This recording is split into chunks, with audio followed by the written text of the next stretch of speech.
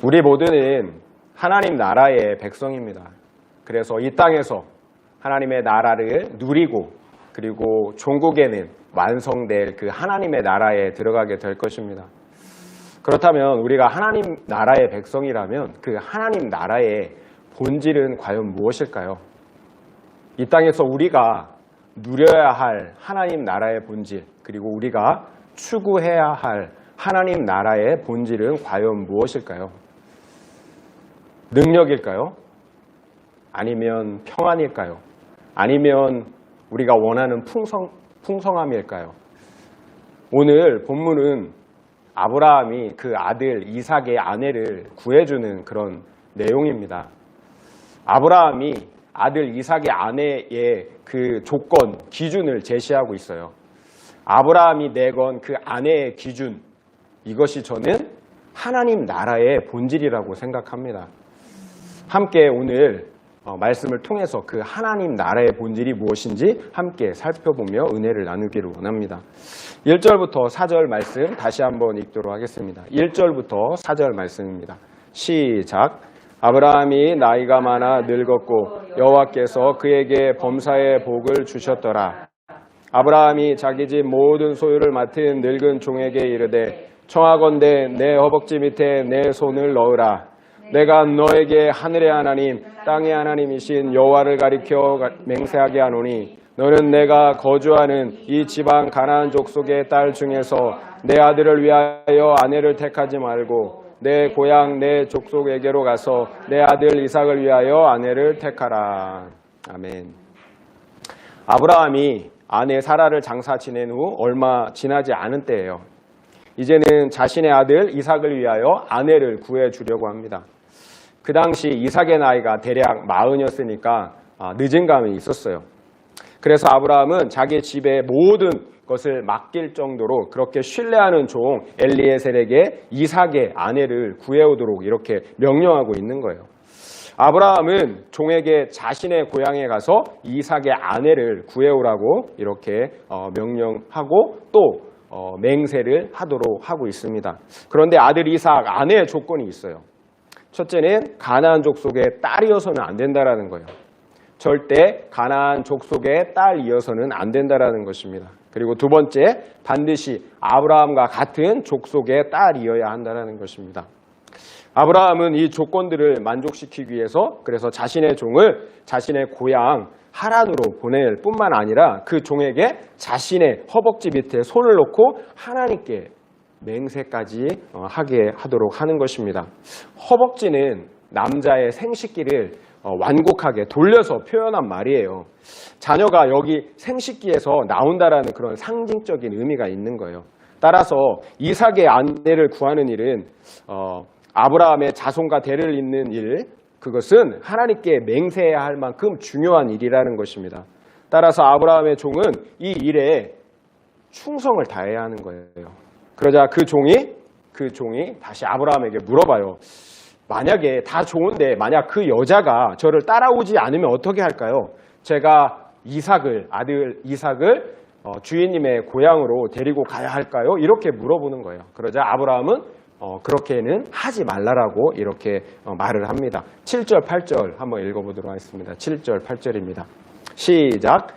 하늘의 하나님 여호와께서 나를 내 아버지 집과 내 고향 땅에서 떠나게 하시고 내게 말씀하시며 내게 맹세하여 이르시기를 이 땅을 내 씨에게 주리라 하셨으니 그가 그 사자를 너보다 앞서 보내실지라. 내가 거기서 내 아들을 위하여 아내를 택할지니라. 만일 여자가 너를 따라오려고 하지 아니하면 나의 이 맹세가 너와 상관이 없나니 오직 내 아들을 데리고 그리로 가지 말지니라. 아멘.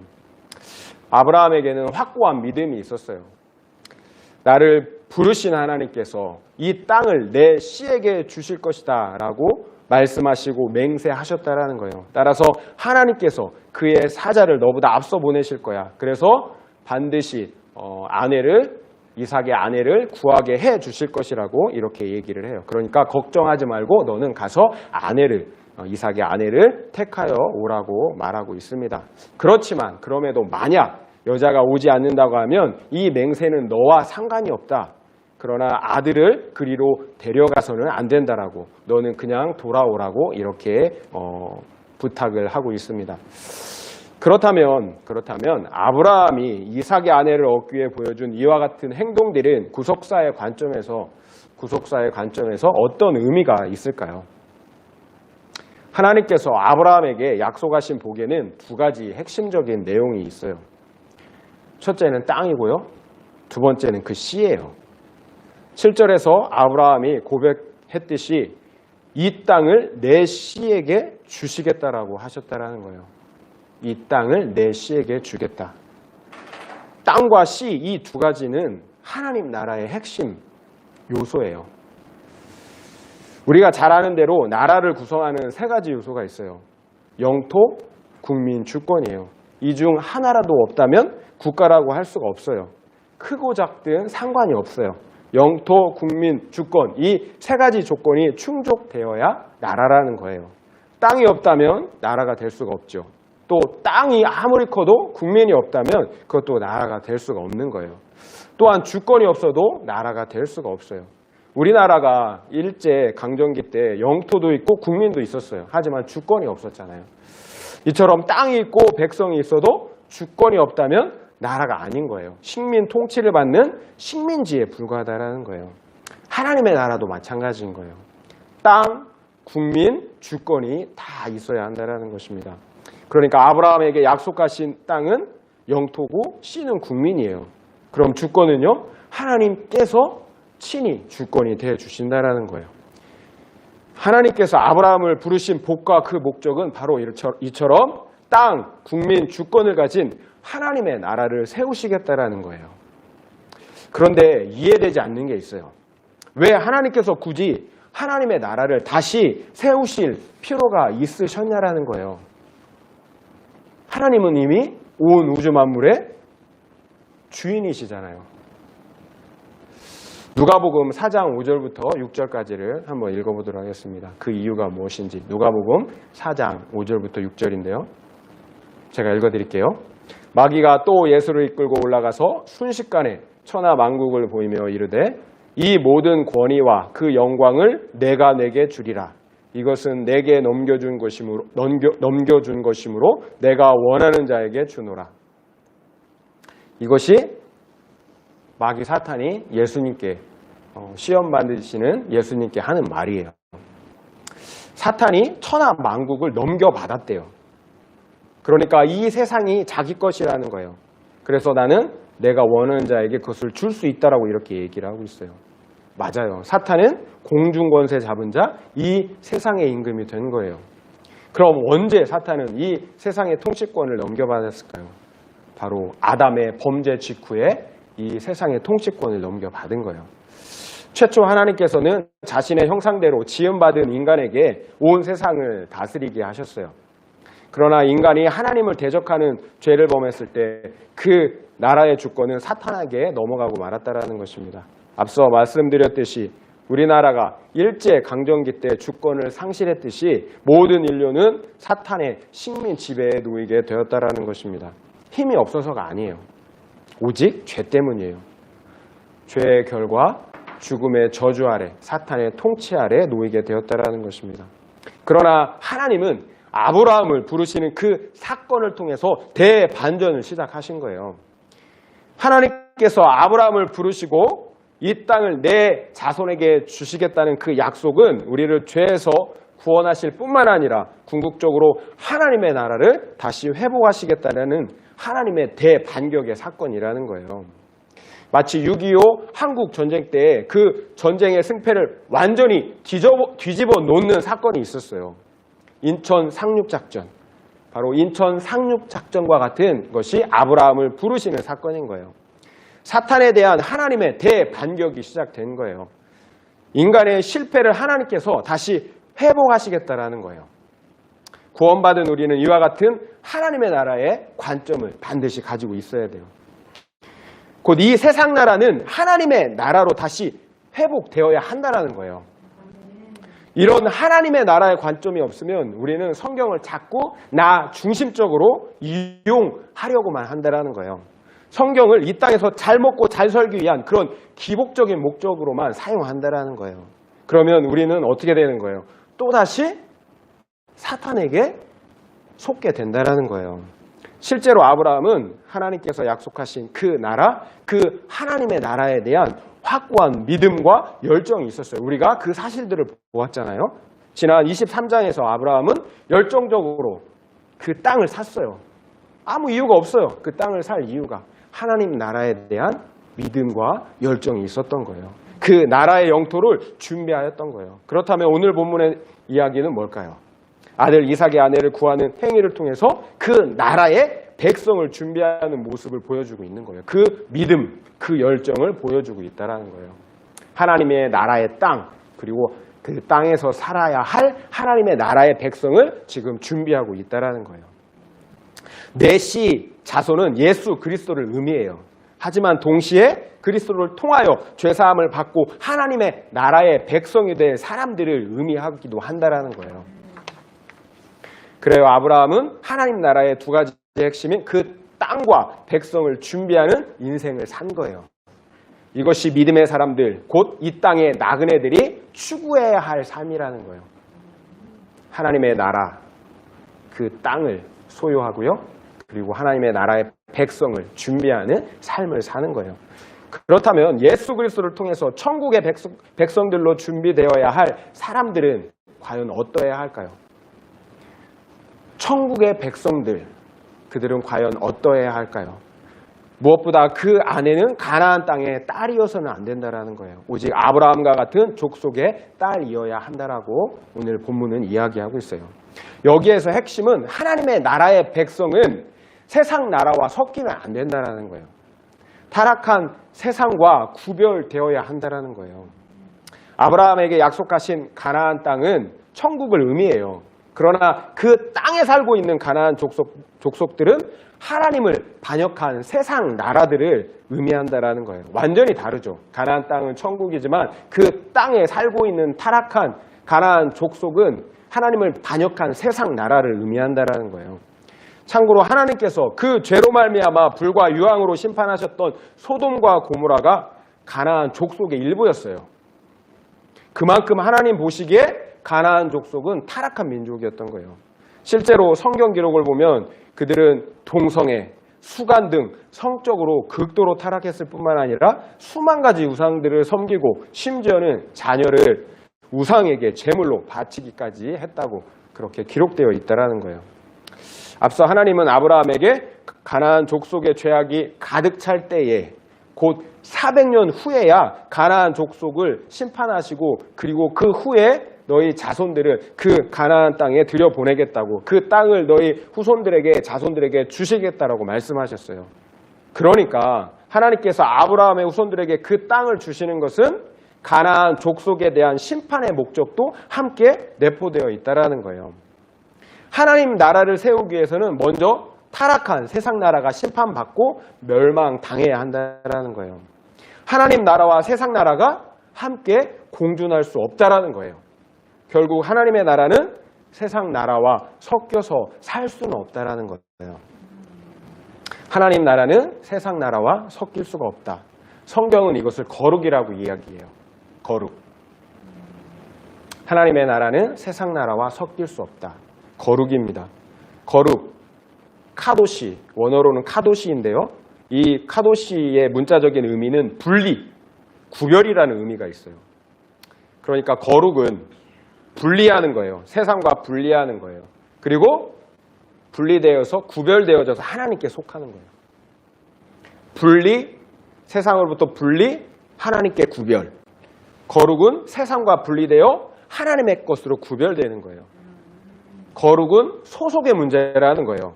세상에 속하느냐, 하나님께 속하느냐. 세상에 속하면 속된 거예요. 하지만 하나님께 속하면 거룩한 것이라는 것입니다. 결국 죄인인 우리 인간이 거룩해질 수 있는 유일한 길은 하나님께 속하는 것뿐이라는 거예요. 우리의 구원을 한번 보세요. 우리가 구원 얻은 것, 예수 그리스도를 믿어 죄사함을 받아 하나님께 속했기 때문에 받은 거예요. 그러니까 우리의 구원의 시작도 그리고 그 구원의 과정과 완성도 회개함으로 하나님께 속하는 것에 달려있다라는 거예요. 결국 우리 구원의 최종적인 모습은 하나님께 속해 있는 거룩함을 통해 알 수 있다는 거예요. 하나님께 속해 있으면 우리는 거룩하고요. 또 구원받았음을 확실히 알 수가 있다는 거예요. 하나님의 백성임을 알 수가 있다는 거예요. 결국 하나님의 나라의 백성은 결코 세상 나라와 섞여서는 안 된다는 거예요. 아브라함은 이것을 너무 잘 알았어요. 그래서 아브라함은 절대 가나안 땅의 딸로 아내를 삼지 못하게 한 거예요. 맹세까지 시킨 거예요. 그러나 이런 아브라함의 결정은 현실적인 것만 놓고 본다면 아브라함에게 전혀 도움이 되지 않는 바보 같은 결정이었다는 거예요. 세상 사람들은 분명 그를 바보라고 이야기했을 거예요. 왜냐하면 아브라함은 가나안 땅에서 여기저기 옮겨 다녀야 하는 늘 불안했던 나그네였기 때문이에요. 아브라함이 그 땅의 큰 부족이랑 혈연 동맹을 맺었다면 어떻게 됐을까요?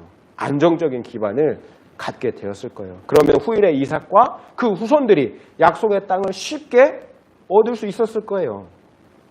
이처럼 가나안 땅의 여인을 얻는 것은 합리적인 거예요.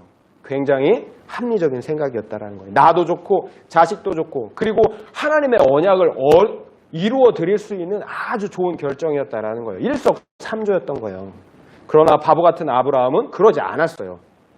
아브라함은 단지 거룩 때문에 그 좋은 것들, 그 풍요하고 안정적인 모든 것들을 그 삶을 포기했다는 거예요. 그렇다면 정말 아브라함이 바보일까요? 우리는 그게 아닌 걸 알고 있잖아요. 만약 아브라함이 당장의 유익과 자신의 합리적인 생각을 따라서 이삭의 아내를 가나안 땅의 딸 중에서 구해주었다면 어떻게 됐을까요? 이삭은 가나안 문화에 금방 동화되고 말았을 거예요. 그리고 모든 언약을 다 잊어버리고 가나안인처럼 그 세속화되고 말았을 거예요. 그렇다면 그 거룩한 씨를 통해 우리 모든 인류를 구원하시겠다고 하신 하나님의 구원의 계획은 어떻게 됐을까요? 정말 생각만 해도 끔찍하죠. 이처럼 세속화는 아무리 합리적인 생각일지라도 하나님의 나라를 세우는 것이 아니라 무너뜨린다는 거예요. 나를 죽이고 또 수많은 영혼들을 죽이게 한다는 거예요. 과거에 이런 일이 실제로 일어났었어요. 우리가 아는 것처럼 하나님께서 처음 세상을 물로 심판하신 사건이에요.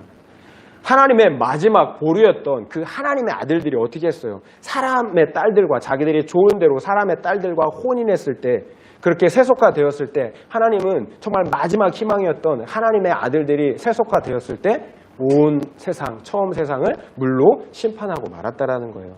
따라서 우리의 합리적인 생각, 당장의 유익은 사탄의 유혹이자 함정이라는 거예요. 아담과 하와를 속였던 바로 그 거짓말이라는 거예요. 그런데 안타까운 것은 오늘날 너무도 많은 사람들이 그 속임수에 넘어가고 있다는 거예요. 혹시 우리는 믿음의 배우자가 아니라 이 세상의 가치를 따라 능력 많고 잘생긴 배우자를 찾고 또 선택하지는 않았느냐라는 거예요. 또 우리는 당장의 좋은 직장, 돈, 향락 때문에 거룩을 포기하며 살고 있지는 않느냐라는 거예요. 돈만 많이 벌 수 있다면 어떤 직장, 어떤 직업도 괜찮을까요? 또 세금을 내지 않기에 적당히 편법과 불법을 일삼아도 될까요? 혹시 그런 나의 합리적인 결정 때문에 지금 풍요로운 생활을 하고 있을 수도 있겠죠, 여러분? 그거 너무 좋다고 생각하시면 안 된다는 거예요. 물론 지금 당장은 어떤 일이 안 일어날 수도 있어요. 아니, 더 좋을 수도 있어요. 그 풍요로움이 주는 그 유익을 누리고 있을 수도 있어요. 그러나 보이지 않는 곳에서 하나님의 나라가 무너지고 있다는 사실도 잊지 말아야 한다는 거예요. 영적으로 내가 죽어가고 있고 또한 자녀들과 배우자와 그리고 맡겨주신 영혼들이 죽어가고 있다는 사실을 우리는 알아야 된다는 거예요. 사탄이 그 권세를 행사할 수 있는 빌미를 제공했다라는 사실을 우리는 알아야 된다는 거예요. 하나님의 나라의 권세는 거룩함에 있는 거예요. 죄를 지면 사탄이 그 주권을 가져가는 거예요. 그럼에도 하나님께서 우리를 구원하시는 수고를 하고 계신다면 그것은 전적으로 은혜인 거예요. 하나님께서 우리를 포기하시지 않는 그 하나님의 사랑에 달려 있는 거예요. 세상 사람들도 다 그렇게 산다. 우리가 흔히 말하는 변명이에요. 그래서 우리는 교회에서는 거룩한 거룩한 것처럼 예배를 드리지만 또 세상에 나가서는 세상 사람들과 별반 다르지 않는 삶을 살아간다라는 거예요. 먹고 살기 위해서는 어쩔 수 없다라는 거예요. 그러나 그렇게 살아가는 세상 사람들은 천국이 아니라 지옥 심판을 받는다라는 것도 기억해야 된다는 거예요. 세상 사람들이 다 그렇게 산다, 그렇게 말해서는 안 된다는 거예요. 우리는 예수의 핏값으로 구속받은 하나님의 백성들이라는 정체성을 잊지 말아야 한다는 거예요. 반드시 우리는 둘 중에 하나를 선택해야 할 때가 있는 거예요. 풍요로움이냐 거룩이냐, 그 선택을 해야 될 때가 있다라는 거예요. 그 선택에 따라 우리의 신분이 결정된다라는 거예요. 하나님 나라의 백성이냐 아니면 세상에 멸망받는 세상의 백성이냐, 우리의 신분은 그 선택에 달려 있다라는 거예요. 결국 아브라함이 보여준 거룩이야말로 우리 하나님 나라 백성들이 포기할 수 없는 유일한 삶의 방식이라는 것입니다. 왜냐하면 하나님 나라와 그 나라의 왕이신 하나님께서 절대적으로 거룩하신 분이기 때문에 그런 거예요. 그래서 그 나라는 세상과 섞이는 순간 무너질 수밖에 없기 때문에 그렇다라는 거예요. 여러분, 아무리 광천수 좋은 물, 깨끗한 물이 있어도, 정말 한 드럼 깨끗한 물이 있어도 거기에 물 한 방울 탁 떨어뜨리면 여러분 먹을 수 있겠어요? 아무리 좋은 물, 깨끗한 것이라도 한 방울만 들어가면 거룩은 깨지는 거예요. 개는 먹을 수 있을지 몰라도 사람이 그것을 보았다면 먹을 수 없다라는 거예요. 하나님도 마찬가지라는 거예요. 우리의 거룩의 수준으로 바라보면 안 된다라는 거예요. 우리는 하나님의 나라의 백성이라는 것을 꼭 기억해야 됩니다. 아브라함은 당장의 육적인 유익이 아니라 영원한 하나님 나라를 바라보는 영적인 눈이 있었어요. 그래서 바보 같은 결정을 한 거예요. 우리에게 필요한 것이 바로 이런 영적인 눈인 거예요. 세상 사람들이 바보라고 하면 좀 어때요? 바보라는 소리 좀 들으면 어때요? 우리는 그 바보라고 하는 세상 사람들이 어떻게 될 거 다 알고 있잖아요. 그 결말을 우리는 다 알고 있는 사람들이잖아요. 본래 하나님의 백성들은 바보처럼 사는 거예요. 우리 주님을 보세요. 얼마나 바보처럼 사셨어요. 하나님의 아들이 왜 십자가를 지셨을까요? 우리 주님이 바보처럼 사셔서 우리가 생명을 얻은 거잖아요.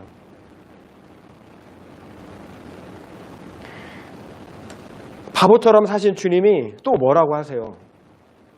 나를 따라오려거든 나처럼 살아라.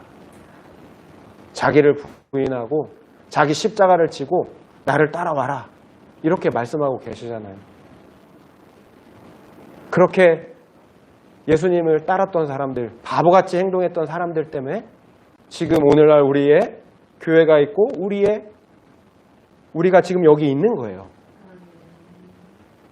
스테반, 12제자들, 바울, 다 바보같이 사는 사람들, 그 희생 때문에 오늘날 우리가 여기 존재하고 있다는 것입니다.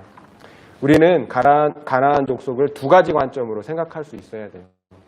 가나안 족속을 두 가지 관점으로 생각할 수 있어야 됩니다. 첫째, 가나안은 심판받고 멸망받아야 할 세상 나라예요. 둘째로, 그럼에도 가나안 족속 역시 구원받아 하나님의 나라로 회복되어야 할 사람들이라는 것입니다. 따라서 우리는 멸망받아야 할 세상 나라에는 속해서는 안 되지만, 그러나 두 번째 의미의 가나안에는 속해서 살아야 되는 거예요. 곧 우리는 물리적인 몸으로는 이 세상에 속해서 살지만 영적으로는 이 세상에 속해 살아서는 안 된다는 거예요. 이 세상에 살지만 이 세상의 통치를 받는 것이 아니라 하나님의 통치를 받으며 살아야 한다는 거예요. 세상으로부터 영향을 받는 것이 아니라 반대로 이 세상의 복음으로 영향을 줘서 복음으로 이 세상을 변화시켜야 된다는 거예요. 그러므로 이 세상 나라가 하나님의 나라 되게 해야 한다는 거예요. 이것이 이 세상의 나그네이자 동시에 하나님의 백성으로서 우리가 살아야 할 삶의 모습이라는 거예요. 이것이 이 땅의 나그네, 곧 본향을 찾아가는 자들의 삶이고 사명이라는 것입니다. 그렇습니다. 우리는 구원받으러 끝이 난 게 아니에요. 어떤 분의 말씀처럼 우리는 하나님의 대사들인 거예요. 이 세상 나라가 하나님의 나라가 될 수 있도록 그 사명을 감당하는 하나님의 대사들로 살아야 한다라는 거예요. 이 땅의 나그네이지만 하나님의 대사로 이 땅을 살아야 한다라는 것입니다. 예수님께서 너희는 세상의 빛과 소금이라고 말씀하신 이유인 거예요. 우리의 거룩한 삶을 통해서 타락한 세상 사람들도 주님께 돌아올 수 있게 해야 한다라는 거예요. 그래서 거룩이 사명인 거예요. 세상의 빛과 소금, 거룩이잖아요.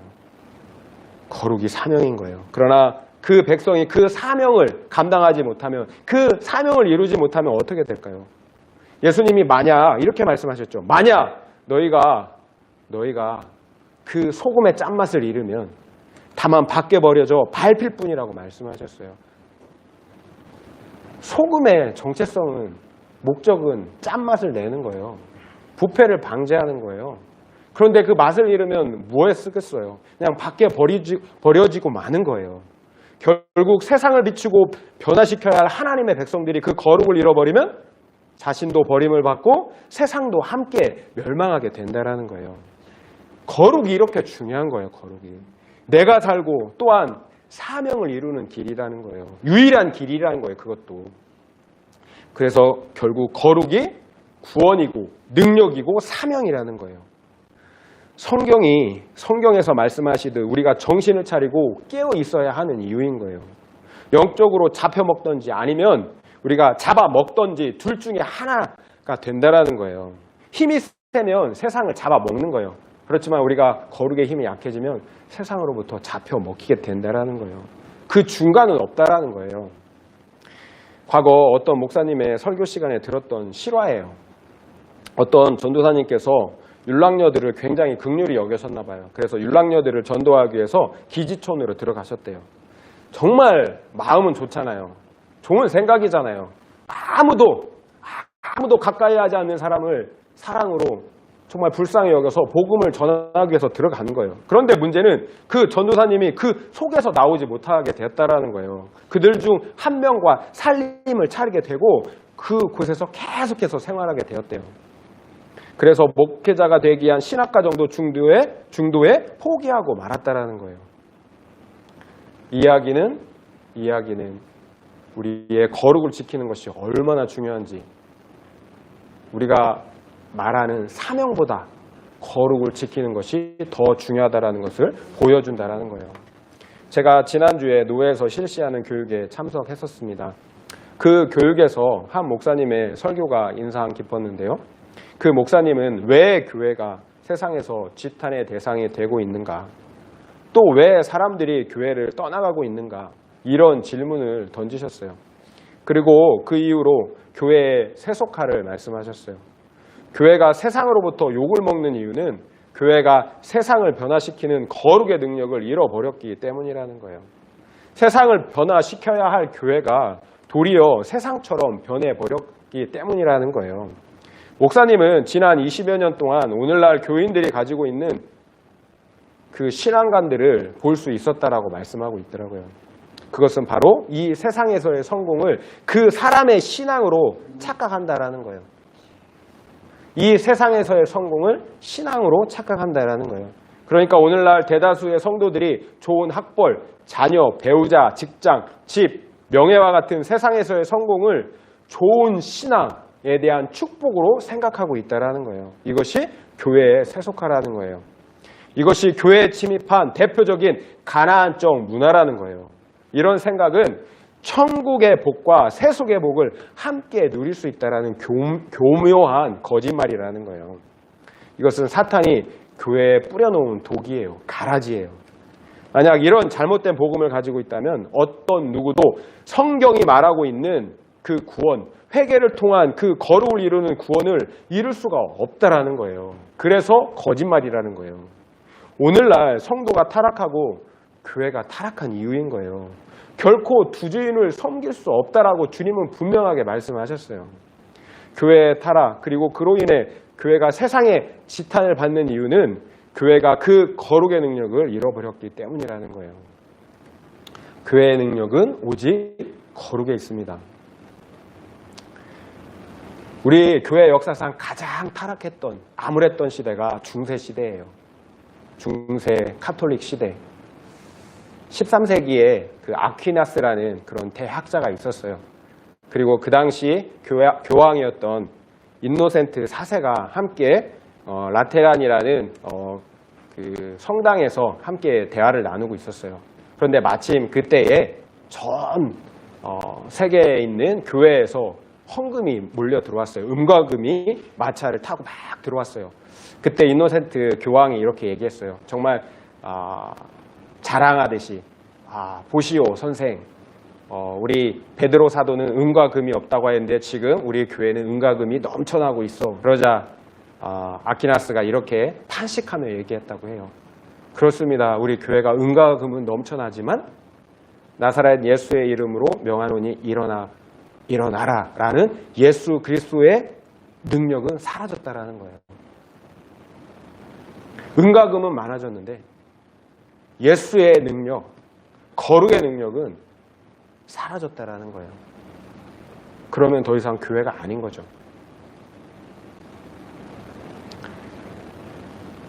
우리의 모습을 한번 돌아볼 필요가 있을 것 같아요.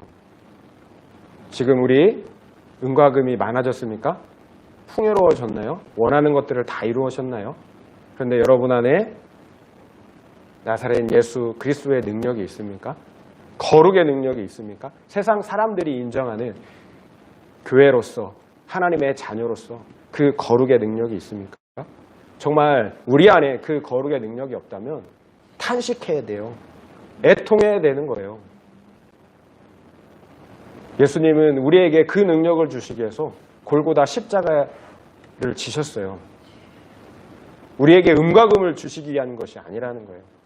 생명을 주시기 위해서, 거룩의 능력을 주시기 위해서, 그 천국을 소유하게 하기 위해서 그 골고다 십자가 언덕을 오르셨다라는 거예요. 우리에게 예수가 있는가, 거룩의 능력이 있는가, 정말 우리는 확인해야 됩니다. 그렇다면 우리는 어떻게 거룩을 이뤄갈 수 있을까요? 어떻게 거룩을 이뤄갈 수 있을까요? 거룩은 소속의 문제라고 말씀을 드렸어요. 거룩은 세상이 아니라 하나님께 속하는 것이라고 말씀을 드렸어요. 그러니까 거룩을 이루기 위해서는 하나님께 속해야 되는 거죠. 아브라함은 종에게 비록 여자가 함께 오기를 원하지 않는다고 해서 아들 이삭을 고향으로 데려가서는 안 된다라고 했어요. 곧 우리는 우상을 섬기며 내 마음대로 살았던 과거의 삶으로 돌아가서는 안 된다는 거예요. 오히려 우리는 계속해서 약속의 땅에 머물러야 하는 거예요. 약속의 땅은 어디예요? 바로 예수 그리스도가 다스리는, 통치하는 하나님 나라라는 거예요. 그 약속의 땅, 예수 그리스도를 떠나서는 안 된다는 거예요. 우리가 반드시 예수 그리스도를 소유해야 하는 이유인 거예요. 예수 그리스도는 바로 생명과 거룩의 원천이시기 때문이에요. 예수님은 바로 하나님이세요. 그래서 우리가 거룩을 이루기 위해서는 예수 그리스도께 붙어 있어야 되는 거예요. 예수 그리스도를 소유해야 하는 거예요. 예수님은 생명의 원천일 뿐만 아니라 거룩의 원천이시기 때문에 그래요. 그래서 예수님은 나는 포도나무여 너희는 가지니 너희가 내 안에 있으면 많은 과실을 맺지만 나를 떠나서는 너희가 아무것도 할 수 없다라고 말씀하신 거예요. 디모데전서 4장 5절에서 하나님의 말씀과 기도로 거룩하여진다라고 말씀하고 계세요. 하나님의 말씀과 기도로 거룩하여진다. 말씀과 기도로 우리는 예수 그리스도께 속해진다라는 거예요. 그러므로 우리는 거룩해질 수 있다라는 거예요. 그러니까 우리가 말씀과 기도로 예수 그리스도께 붙어있고 그러므로 예수 그리스도를 소유함으로 우리는 거룩해질 수 있다는 거예요. 말씀과 기도는 본래 한 세트예요. 우리가 말씀을 보면 반드시 믿음으로 반응하게 되어 있어요. 그 반응들이 바로 기도이기 때문에 그래요. 그래서 말씀과 기도는 한 세트예요. 우리는 말씀을 들음으로 회개하고 예수를 믿어요. 여기에 기도가 내포되어 있다는 거예요. 결국 우리는 말씀과 기도를 통해 회개하고 예수를 믿고 그러므로 예수 그리스도를 소유하게 된다는 거예요. 천국을 소유하게 된다는 거예요. 그러므로 생명을 얻고 거룩을 이뤄가는 삶을 살게 된다는 거예요. 말씀과 기도로 예수께 속한다는 것도 알고 그래서 거룩해진다는 것도 알겠는데 문제는 말씀과 기도의 삶이 쉽지 않다는 거예요. 우리는 세상에서 평생 죄 짓는 삶만을 살아왔어요. 또한 지금도 우리의 죄된 육체는 본능적으로 과거의 삶을 원하고 있다는 거예요. 결국 말씀과 기도하는 삶, 거룩을 이루는 삶은 하루아침에 되지 않는다는 거예요. 그래서 우리는 말씀과 기도, 이 거룩의 삶을 매일매일 연습해야 되는 거예요. 말씀과 기도가 우리의 습관이 되게 해야 한다는 것입니다. 우리가 잘 아는 말씀 디모데서 4장 7절부터 8절까지 제가 읽어드릴게요. 망령되고 허탄한 신화를 버리고 경건에 이르도록 내 자신을 연단하라. 육체의 연단은 약간의 유익이 있으나 경건은 범사에 유익하니 금생과 내생에 약속이 있느니라. 경건에 이르도록 내 자신을 연단하라. 여기서 연단이라는 헬라어는 짐나조예요. 짐나조. 그 당시 운동 선수들이 빨가벗고 운동하고 훈련하는 것을 본래 말하는 그런 단어였던 거예요. 오늘날에도 여러분 운동선수들 얼마나 열심히 운동을 합니까? 그것처럼 경건을 연습하고 연단하고 훈련하라는 거예요. 그래서 우리의 구체적인 삶 속에서 거룩이라는 근육이 움직일 수 있도록 하라는 거예요. 거룩이라는 영적 근육이 움직일 수 있도록 연단하라는 거예요. 경건을 연습하고 훈련하라는 거예요. 이 거룩의 연습만이 이 생뿐만 아니라 영원한 생까지 약속이 있다라고 말씀하잖아요. 이 세상에 어디, 이 세상뿐만 아니라 영원까지 약속이 있는 그런 것이 어디에 있겠어요? 거룩이 이 생뿐만 아니라 영원한 삶까지 약속한다라고 말씀하고 있다라는 거예요. 우리가 반드시 거룩을 이뤄가야 하는 이유인 거예요. 과거 저는 이 경건의 연습에 실패해서 하나님을 떠나야 했던 쓰라린 경험이 있었어요. 대학 시절 저는 학군장교로 군 복무를 하면 병사들을 쉽게 전도할 수 있을 것이라고 생각했어요. 그래서 하나님께 기도했어요. 하나님, 저 학군장교 되게 해주세요. 그러면 제가 장교가 돼서 병사들을 하나님께 인도하겠습니다. 이렇게 기도했어요. 그런데 저는 한 명도 하나님께 인도하지 못했어요. 전도는커녕 오히려 세상에 동화되고 말았다라는 거예요.